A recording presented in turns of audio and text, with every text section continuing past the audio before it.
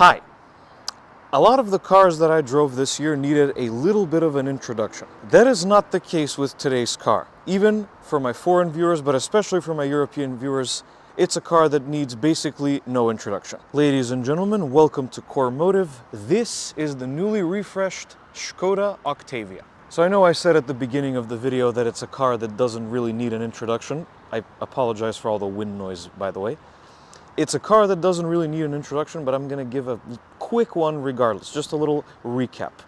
The Skoda Octavia has been around since the late 90s, and it was the first car to spawn out of the VW Group's acquisition of Skoda, a Czech automaker, by the way. Their partnership started out slow with stuff like the Felicia getting the 1.9 diesel engine from the VW Group, but the Octavia was the first car to be based on a VW platform and to be essentially one of the first siblings of the Golf, which we now know today as the Golf itself, the Seat Leon, and the Octavia. And the Audi A3 as well. The current generation Octavia has been with us since 2020, and for 2024, it just received a facelift to keep it in line with Skoda's latest design language and to update its styling and some of its technology and features.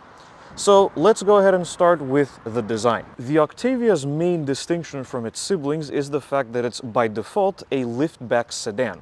Whereas the Leon, the A3, and the Golf are regular hatchbacks.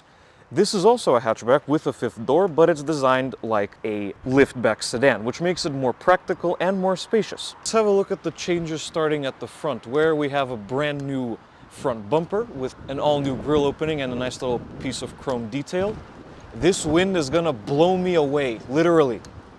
Son of a bitch. And as you can see, the headlights are also brand new, with part of the daytime running lights now cutting into the grille surround, which wasn't the case previously. They were just a very simple piece. Now they're a little bit more intricate, and this model has full LED matrix headlights as well. The grille is very similar, it's slightly new, and so is the badge on the hood. That's basically the same as before. Nothing of particular note on the side except for the new alloy wheel design. This wheel design is optional. They're 18 inches and they look lovely, especially because they are silver, but you can get them in a diamond cut form as well if that's more your thing. These wheels are optional and they're, I believe, the only new alloy wheel design on the new Octavia. The rest are all basically the same as before. If I was getting this car, I would get these wheels. The rear is pretty similar to before, nothing much new here. There is a slightly revised rear bumper and there's also some slightly revised taillights. They are full LED items, of course.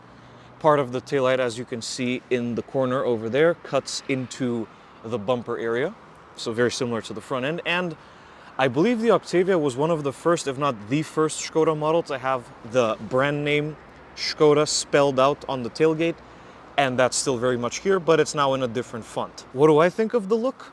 I think that it looks great. I've always loved the look of the Octavia, and I love how the fourth generation kind of slimmed down the previous third generation car.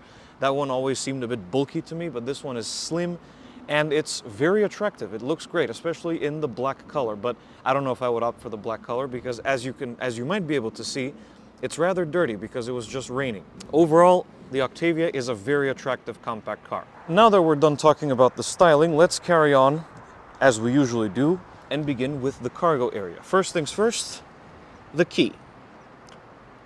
I like the look, don't like the fact that it's all shiny and glossy.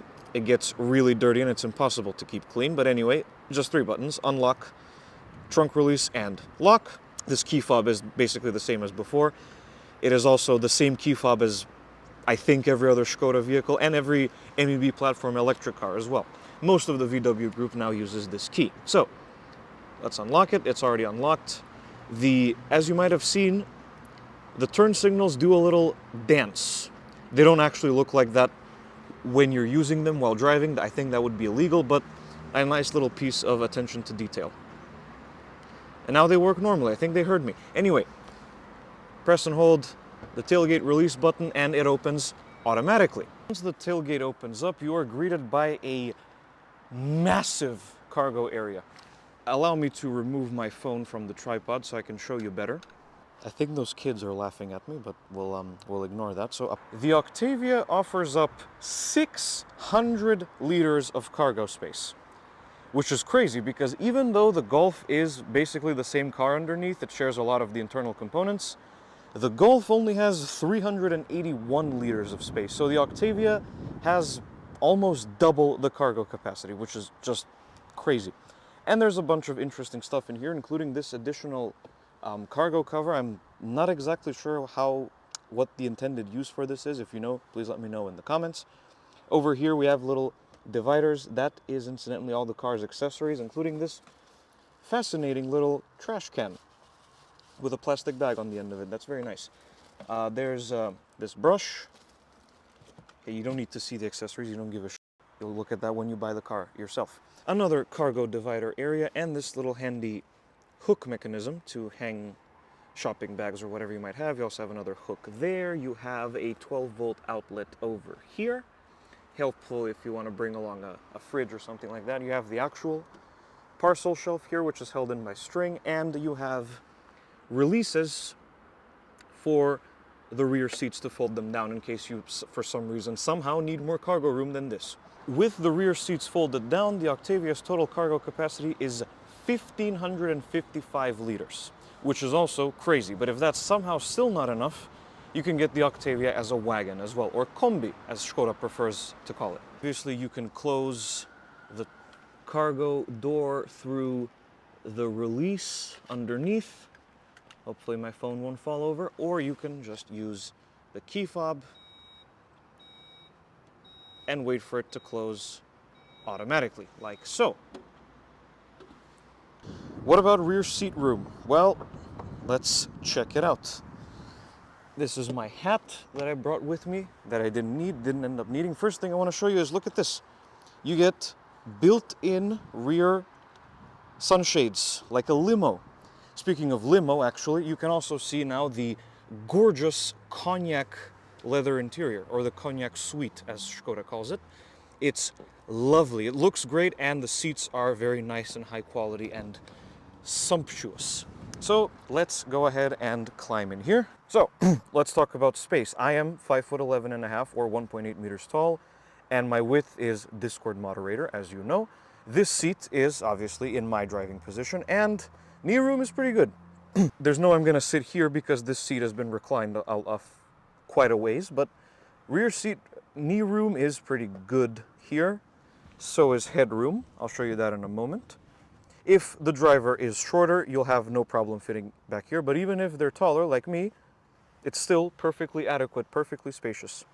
The front seat obviously has a larger storage pocket like so, and a smaller one, probably big enough for your phone. I can't demonstrate that because I'm using my phone right now, but I believe that's for your phone. Back here we have this little center console area with cup holders. I'm not sure if that's removable, but clearly, if you specify this, you're going to be driving around with 4 people rather than 5. But from what I can see here, the floor is pretty high anyway, because you can get the Octavia with all-wheel drive. That has to go somewhere. But I'm going to try and maneuver my fat ass into the middle seat, including with this. And let's see if it's possible to carry a 5th person in here. Excuse me. Yeah, for shorter journeys, this is more than doable. Don't count this seat because it's reclined, but as you can see, the knee room is fine, and this is not as intrusive as I thought it would be. So for shorter journeys, really, you're going to be fine. Also, you got 2 USB-C ports in there, your own climate vents, and let me just get back to the normal people seat. Folding armrest. It's very heavy. It includes extra cup holders and a pass-through from the cargo area in case you want to carry very long items such as skis or snowboards. Hence why they call it ski hatch, you see? I almost forgot the headroom. So when I'm sitting up in the seat, it's all right. If I scooch down just a little bit, it gets a bit better. Finally, let's climb into the front. First thing, real quick, want to demonstrate the keyless entry system. The car is unlocked right now, as you can see. Tap this little indentation here. The doors lock and the mirrors fold, and then once you're ready to go again, standard procedure. And now we are inside the Octavia, and let's begin as we usually do and start it up. Procedure is fairly standard. Foot on the brake. The start button is here for some reason. Skoda insists to put the start button here on all of their vehicles. But anyway, foot on the brake, press the button, and 3, 2, 1. Boom.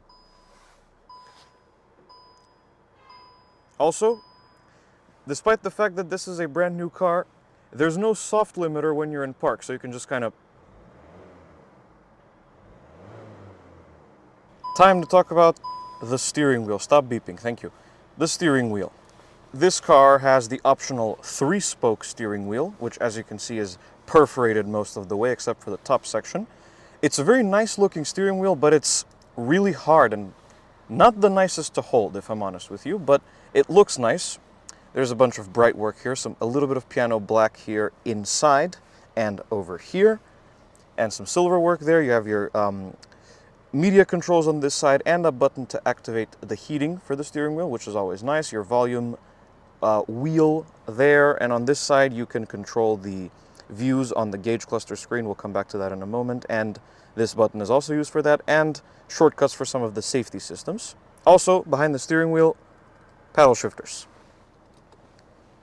Standard stuff. And in the middle, we have the horn, which is probably broken because it sounds like this. The new Skoda Octavia is available with 2 gearboxes, a 6-speed manual or, as we have here, a 7-speed DSG dual-clutch automatic. Operating the shifter is quite simple, actually. Foot on the brake as usual, pull it all the way down, engages drive, pull it down again for sport mode. It holds the revs a little bit higher in that mode, or you can use the paddles, as you might expect. Halfway up or halfway down for neutral, and all the way up for reverse. Brings up your backup camera. There's no 360 camera on this car, which is odd because it's basically fully loaded, but that's your backup camera, and you can probably hear the parking sensors trying to interrupt me, but yes, you have parking sensors front and rear. When you're done, you press the P, and that's it. We'll talk about the gearbox during the driving portion. Yes, it's that point in the video. We're going to talk about the infotainment system. So this Octavia has the optional new 13-inch infotainment screen here in the middle. And it's running Skoda's latest software, which was also in the Enyaq. This is the same software, and it's very good. It's a lot more responsive than the ID.4's infotainment system. That one that I drove last year had the older infotainment system. There's a report. What's up? Really? Drama queen. So this is here your home screen. You can see your phone if you have it connected. Vehicle status, as we just saw, the report is that the doors are open. You can configure it and you can switch to your media, and if you swipe along these tiles, you can see if they have multiple options. You can see those now. That's your AI voice assistant. I'm not going to say the name because it's going to activate and interrupt me. That's your range, how much you can pass on the amount of fuel that you currently have, and your classic navigation system. Up here you have a few shortcuts to disengage the auto start stop, the safety system shortcut, recirculating air for the air conditioning, sync for the temperatures, and the drive mode. But you can also access these options from here. We'll come back to that. Let's talk about the fact that yes, the AC controls are in the screen. As you can see, the Octavia does not get the smart dials that the new Superb has, and that makes me very sad. But I will give it a pass simply because the screen is super responsive and you can get what you want to do to happen fairly quickly. You also have some presets and your automatic mode, so you don't have to worry about that. There's a heated windshield. That option there engages air care, so the air that comes in is filtered and it's much cleaner. And something that we've never seen on an Octavia before, or anything in this VW group segment for that matter, ventilated front seats, though I think that obviously you have to get the leather seats either in cognac or one of the other colors to have the ventilated seats. This is all your media options. If you have a phone connected through Bluetooth, you can access stuff through here, or you can just use Apple CarPlay or Android Auto. Both are available wirelessly, but I use a cable to not mess up my microphones. Here's where you can connect to your phone, and your app drawer for various different things here. If you press this little car icon at the top left, you can adjust different vehicle settings, like stuff to do with parking or driving profile. That's where you can configure the individual drive mode as well. The ambient light color, which is currently set to red, as you can see by the background of the screen.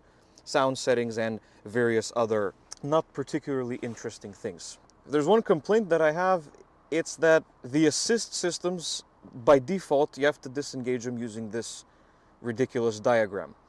But thankfully, you get the option of a list.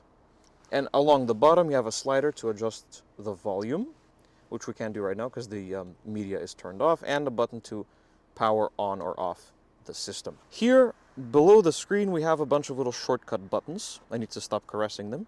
So this set button here is your shortcuts to a few different vehicle settings, including traction control off if you want to do launches. Mode takes you to your drive modes. You have 4 options here: Eco, Normal, Sport, and Individual. We'll talk about them during the driving portion, as you might be able to guess. Park just brings up your parking aid cameras and stuff and the parking sensors. There's no automatic park on this particular one. Hazards, door locks, climate controls, fairly standard. I don't know why they're labeled as Klima, but that's where you find those. Max front defrost and rear defrost.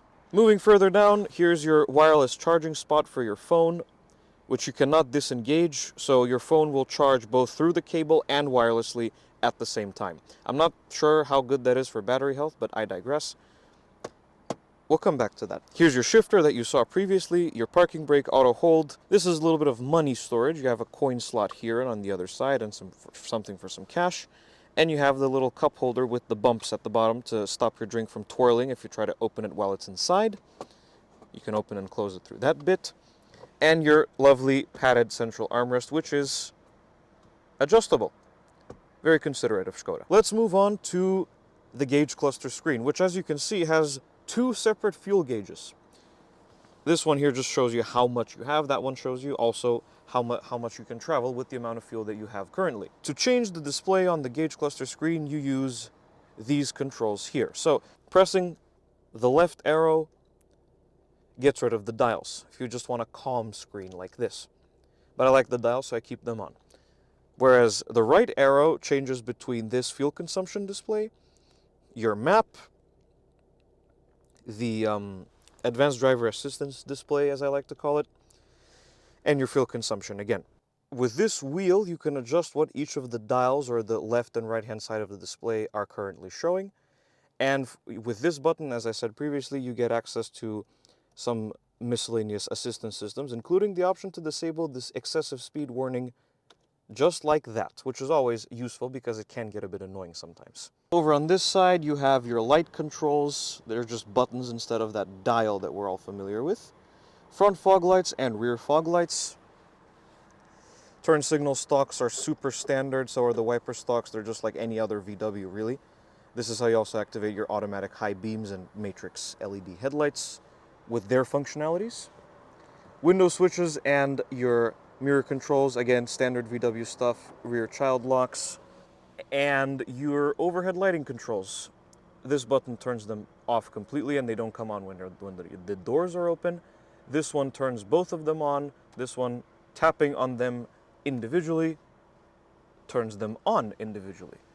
And classic VW storage for sunglasses.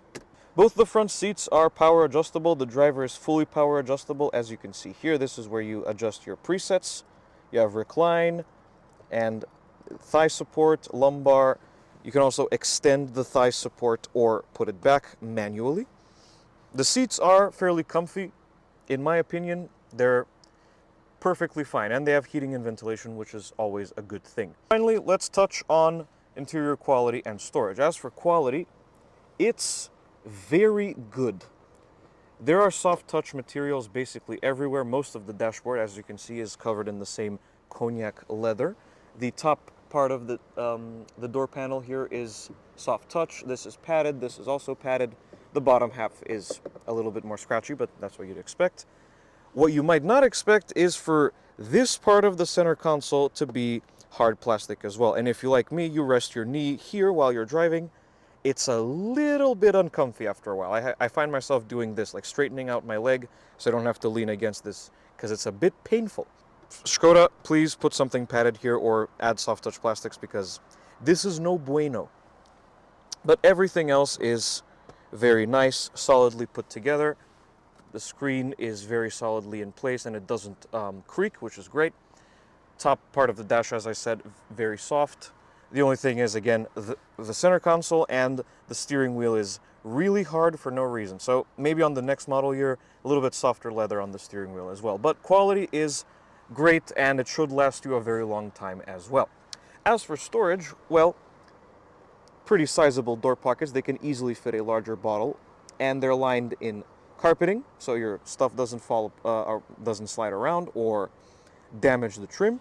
You have a little secret storage area here for your wallet or whatever else you might need. You already saw the phone storage in there. The 2 cup holders, obviously you can remove this if you need the extra cup holder. A sizable center console storage area where I keep the microfiber cloth to clean the screen because it gets really smudgy.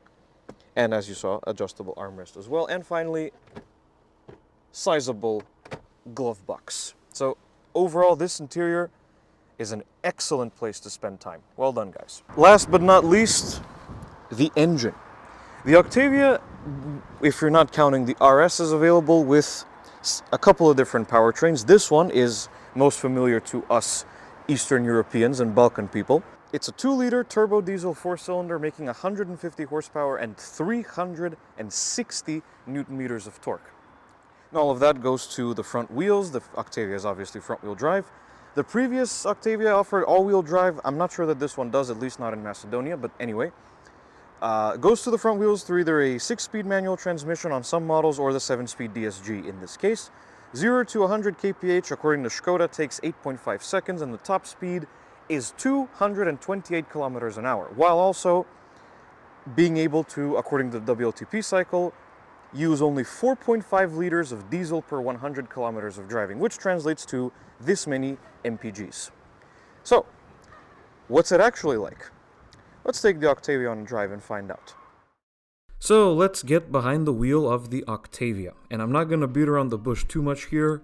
This car is just brilliant. First thing I want to mention is the fuel economy. Now, generally speaking, press cars that I drive, they don't really do diesel all that much. Most of them are gas or, hybrids, electric cars, that kind of thing. So we don't see a lot of diesel-powered press cars, and that means we don't see a lot of diesel fuel economy. But the Octavia definitely impressed here with fuel economy in both city and highway of about 5.5 liters per 100 kilometers, which converts to this many mpgs, which is very impressive. That's not the whole story, though. Let's start with town driving. In town, the Octavia is great.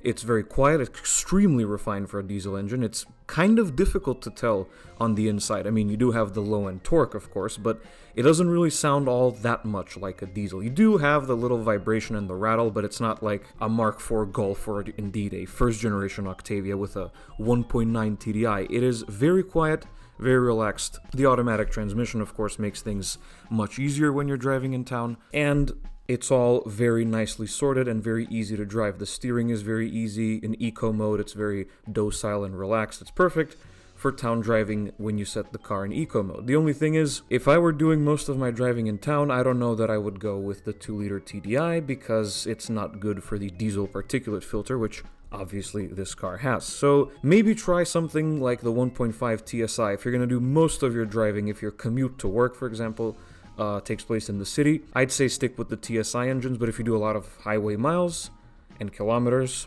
depending on where you are in the world, then the 2-liter TDI is definitely for you. Speaking of the highway, let's talk about what the Octavia is like on the highway. And again, it's fantastic. The fact that it's a liftback sedan instead of an SUV means it's more aerodynamic, and as a result, you get a lot less wind noise. There was a teeny tiny little bit of wind noise and a little bit of road noise, but I'm going to blame most of the road noise on Macedonia's horrible roads rather than the car itself, because it was on a good set of tires as well, so maybe it's not entirely to blame for the road noise. There was a tiny bit of both, but on the road, on the highway, the Octavia also impressed me.